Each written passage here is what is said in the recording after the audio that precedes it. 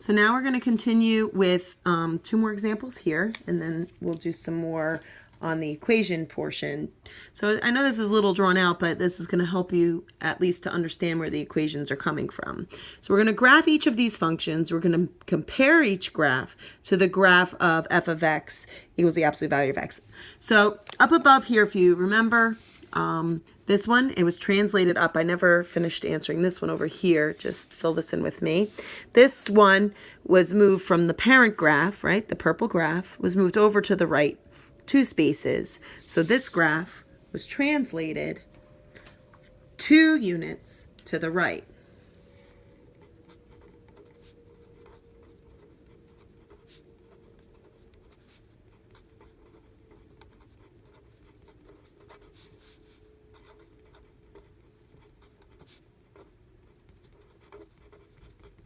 Which makes sense because in this equation, the 2 is on the inside. The only difference is that this is a negative sign on the inside of the absolute value, but you're actually moving to the right. And over here, this is positive 3, and you moved positive 3 up because the 3 was on the outside. So I want you to keep that in mind when we start to talk about the equation portion. So now let's go to these 2 below.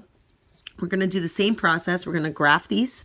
So again, I'm going to make my XY table. And this time I'm going to use a little bit of shortcut, -2, -1, 0, 1, and 2. If you want to sit down and write each of those Q of X notations, you can. I'm not going to do that for this one. I'm just going to plug in the values and write what they are in the Y chart. So if I plug in -2 into this equation, the absolute value of -2 is positive 2, and then I'm multiplying it by 2, so that's 4. The absolute value of -1 times 2 is -1, absolute value is 1, times 2 is positive 2. Absolute value of 0 is 0, times 2 is 0. Absolute value of 1 is 1, times 2 is 2. Absolute value of 2 is 2, times 2 is 4. So those are my points. I'm going to use my ruler. I'm going to graph this function.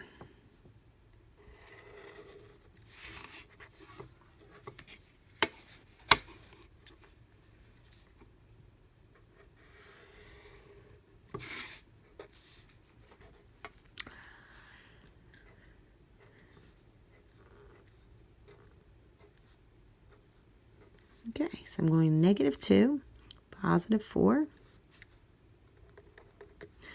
-1, positive 2,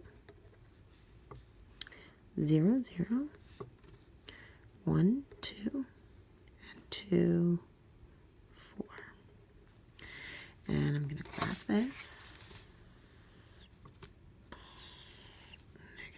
2. Oops, I put that one in the wrong spot. I'm sorry.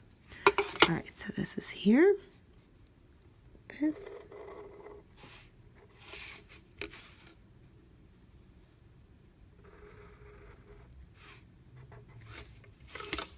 Okay, so that is our absolute value function.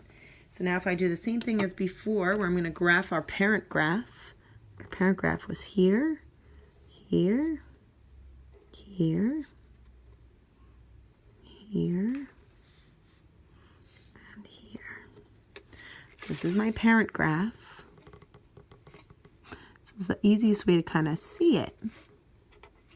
This is kind of what you did in the exploration by looking at the 2 together in Desmos, and Desmos is really a good way to go and check. So if you look at the parent graph, if you notice what happened is the graph closed in. So in this case, we call this when it goes in like this, and when we multiply by a value that is greater than 1, okay, 1 or greater, when the value on the outside we're multiplying by is bigger, we take our graph and we actually stretch it. This is actually being stretched, okay, this way. So this is called a vertical. The graph has a vertical stretch of how many units? How many did we multiply by? 2 units. Okay, now we're going to do the same over here. Let's take a look at this. I'm going to do the same process. Create our XY table. Put that one on the edge. -2, -1, 0, 1, 2.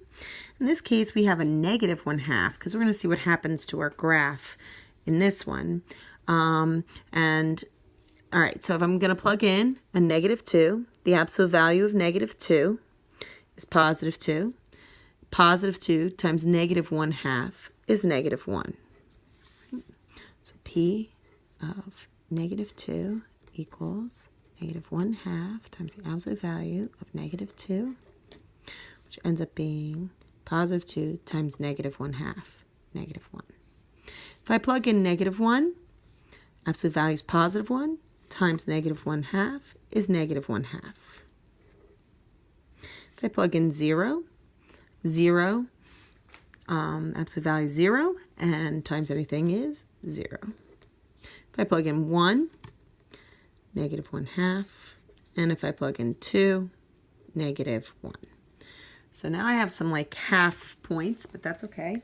Not a big deal. I'm going to do the same process now. Right, at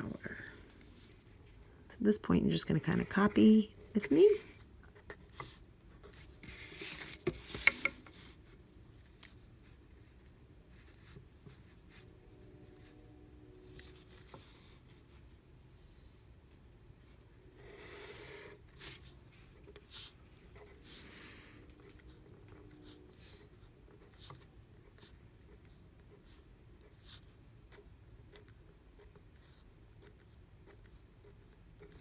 This one's -2, -1, -1, -1/2,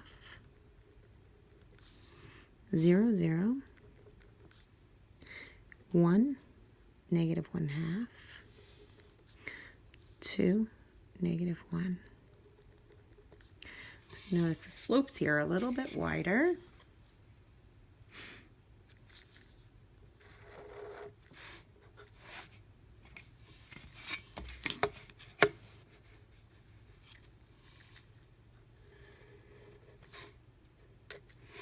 And again, I want to compare it to my parent graph, which is here, here,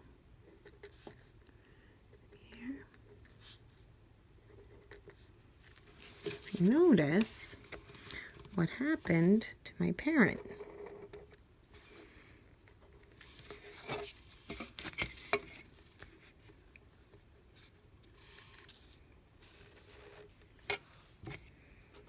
So if you notice, this graph was reflected over the x-axis, and it's also got like wider. And when our graphs get wider, we say that's a vertical shrink. So the graph was reflected over the x-axis and has a vertical shrink of 1/2 units. In other words, when you multiply by a fraction, if this number on the outside of my absolute value is less than 1, then that is a vertical shrink. We don't worry about the negative now. The negative is what causes it to flip over the axis. So notice this was positive in this problem, so it didn't flip. It stayed the same with a minimum. And this one flipped, and now the green graph has a maximum. The purple graph has a minimum at 0, 0, and the green graph has a maximum at 0, 0. All right, so let's talk about domain and range. Again, the domain and range of this green graph is all reals. And again, the range is 0 is less than or equal to y, less than or equal to positive infinity. Over here, the domain of the green graph is all real numbers. The range is negative infinity is less than or equal to y is less than or equal to 0. So notice how it changes now because the graph was flipped.